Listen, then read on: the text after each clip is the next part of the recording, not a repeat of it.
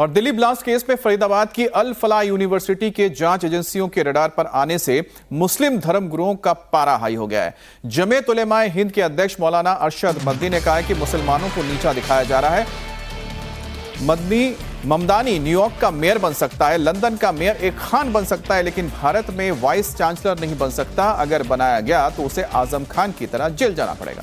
कुछ सांप्रदायिक ताकतें इस्लाम और मुसलमान दोनों पर निशाना साधने पर तुली हुई हैं। क्या आज दुनिया का मुसलमान एक आदमी न्यूयॉर्क का मेयर बन सकता है? ममदानी लंदन के अंदर मेयर बन सकता है एक खान।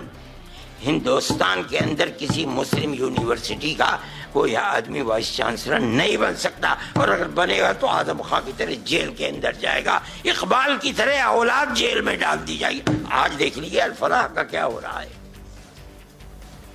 जेल में पड़ा हुआ है, और कितने साल जेल के अंदर गुजरते हैं नहीं जानता कोई आदमी।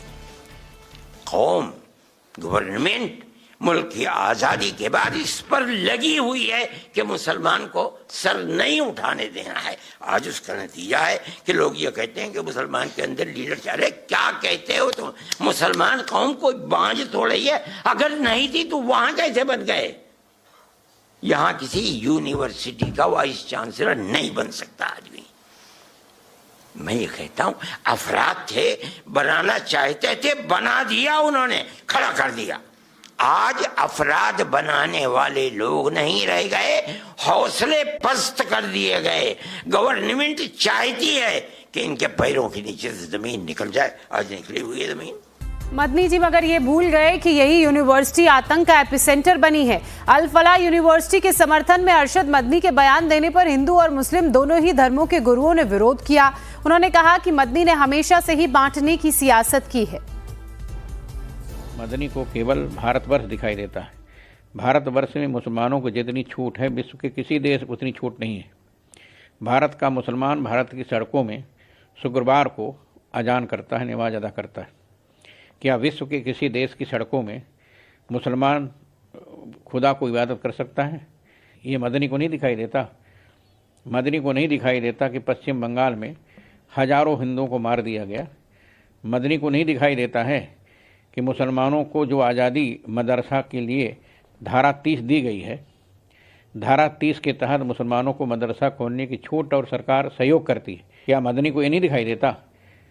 मदनी को केवल ये दिखाई देता है कि आजम खां जेल चला गया। अमेरिका की बात करिए, आप अफगानिस्तान की बात करिए, आप बांग्लादेश की बात करिए, आप इस तरह की बातें कर रहे हैं, आप देश की बात भी कर लीजिए ना, हिंदुस्तान की भी तो बात कर लीजिए।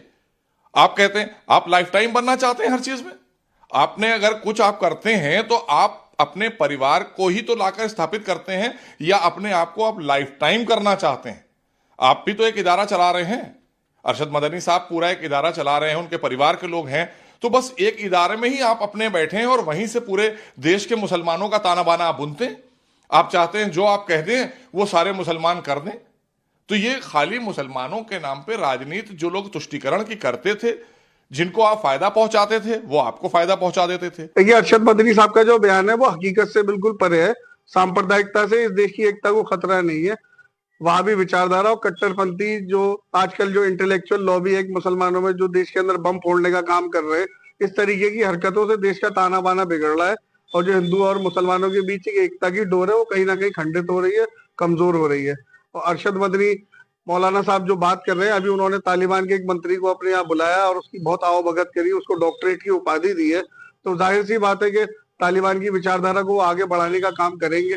और वो कह रहे हैं कि इस्लाम को मिटाने की साजिश हो रही है, तो इस्लाम को मिटाने की साजिश नहीं हो रही। भारत ऋषि मुनियों का देश है, और यहाँ पे जो इस्लाम फैला है वो सूफिज्म के रास्ते फैला, ना कि तलवार के रास्ते पे। और रही बात मुसलमानों के सुरक्षित रहने की, तो 53 इस्लामिक राष्ट्र है। आप अरशद मदनी साहब अपने दिल पे हाथ रख के बताइए, जितना देश के अंदर मुसलमान सुरक्षित है उतना अन्य कहीं भी इस्लामिक राष्ट्रों में सुरक्षित नहीं है।